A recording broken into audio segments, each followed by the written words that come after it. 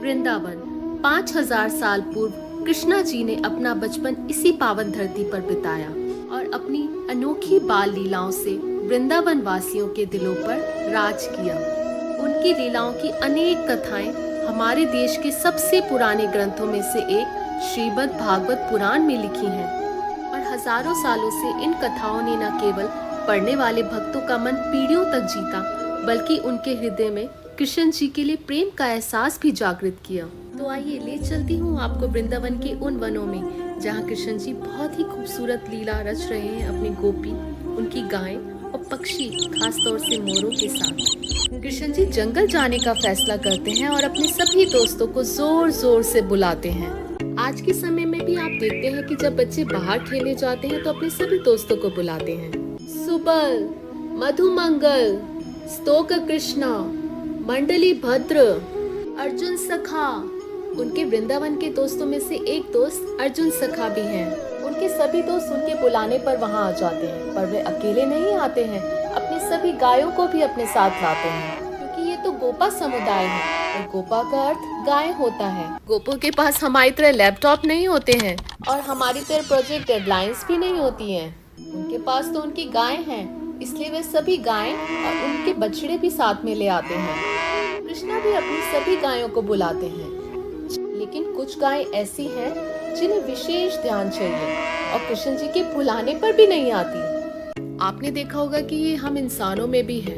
हमारी डिजायर कुछ ऐसी होती है कि हमें भी कुछ पर्सनल अटेंशन चाहिए होती। मृदंगामुखी। कृष्णा ने अपनी एक गाय का नाम मृदंगामुखी इसलिए रखा है क्योंकि उसका चेहरा मृदंगा जैसा दिखता है।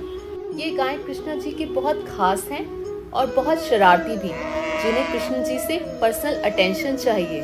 दोस्तों, दिखने में ये एक बड़ी पार्टी की तरह है। सब अपने गाय और बछड़ों के साथ जंगल में जा रहे हैं। कृष्ण के ये दोस्त बहुत छोटे हैं। हम किशोर युवाओं की बात नहीं कर रहे हैं। आजकल हम देखते हैं कि अधिकांश माता पिता इसी समस्या से जूझ रहे हैं। टीनेजर्स बाहर खेलने नहीं जाते, कोई फिजिकल एक्सरसाइज नहीं करते।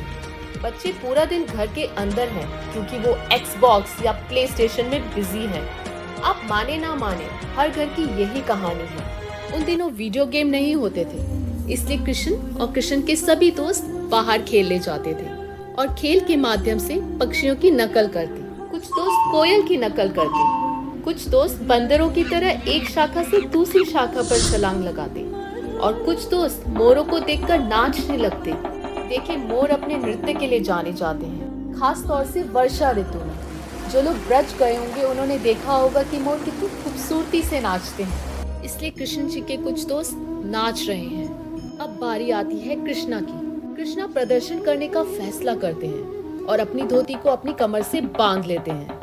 वे एक महान कलाकार हैं, पर याद रहे वे कभी भी खाली मंच पर परफॉर्मेंस नहीं देते। इसलिए अब जब दोस्त जयकार कर रहे थे, मोर नृत्य कर रहे थे, कृष्ण ने फैसला किया कि अब समय आ गया है और कृष्ण ने सामने नृत्य करने का फैसला किया। मोर नाच रहे थे, कृष्ण नाच रहे थे। कौन बेहतर डांसर है, इसकी लड़ाई बराबर चल रही थी। दोनों ही अपने कदमों को बेहतर से बेहतर बनाने की कोशिश कर रहे थे। जब कृष्ण गंधर्व नृत्य करते हैं तो वो नर्तकों में सर्वश्रेष्ठ होते हैं। अप्सराएं, भगवान शिव सब कुछ एक तरफ छोड़ देते हैं और वे कृष्ण को देखने लगते हैं, क्योंकि कृष्ण जो नृत्य करते हैं वे भगवान शिव ने भी कभी नहीं देखे। अब जब मोर कृष्ण को देखते हैं तो कृष्ण से कहने लगते हैं कि कृष्णा, एक हम में यही तो गुण था, आप इसमें भी हमसे आगे निकले। क्या कोई ऐसा पुरस्कार है जो हम आपकी इस महान नृत्य की पेशकश में आपको चढ़ा सकें? हमारे पास तो एकमात्र ये पंख हैं, इसलिए मेरे प्रिय प्रभु, पत्रम पुष्पम और पलम तोयम के साथ इन पंखों को भी अपनी सूची में जोड़ें। कृष्ण इन्हें स्वीकार करते हैं और अपने सर पर रखते हैं। दोस्तों, आपने देखा होगा कि कृष्ण अपने सर पर किसी और चिड़िया या मुर्गे का पंख नहीं रखते। आखिर क्यों? क्योंकि मोर के पास तो केवल पंख हैं और उन्होंने अपने सारे पंख तोड़ के कृष्ण के चरणों में रख दिए हैं, जिसका मतलब है आत्मनिवेदनम, शरीर का पूर्ण समर्पण, कंप्लीट सरेंडर। और इसी पॉइंट को दिखाने के लिए कृष्ण जी ने इसे अपने सर पर रखा कि अगर कोई भी भक्त आत्मनिवेदन करता है तो कृष्ण के हृदय में ये स्थान पाता है। तो दोस्तों, आइए जन्माष्टमी के इस शुभ अवसर पर हम भी भगवान कृष्ण को आत्मसमर्पण करें और उनके हृदय में स्थान पाएं। Please like, share and subscribe. Hare Krishna.